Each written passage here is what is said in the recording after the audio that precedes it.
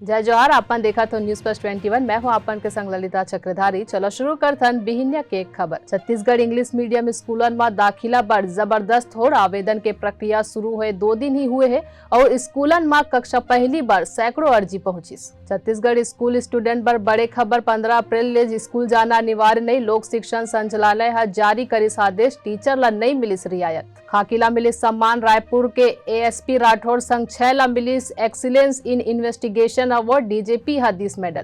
केरल और तमिलनाडु के बीच मुल्ला पेरियार बांध के विवाद में आज सुप्रीम कोर्ट सुनाई फैसला। पाकिस्तान में सुप्रीम कोर्ट के फैसला के बाद आज इमरान खान कैबिनेट मीटिंग और देश ला कर ही संबोधित। आईपीएल के 16वां मैच में पंजाब और गुजरात के बीच शाम 7:30 बजे आज हुई मुकाबला।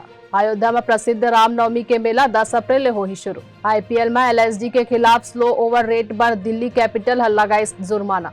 जन जन के भागीदारी ले 3 करोड़ ले ज्यादा पक्का मकान के निर्माण हुई। पीएम मोदी है कहिस। यूपी में 60 साल ले ऊपर के महिला रोडवेज के बस में मुफ्त यात्रा कर सकी। ऐसा जानकारी ले लगातार अपडेट रहे बर देखत रहो न्यूज प्लस 21 आप मन के हक के बात।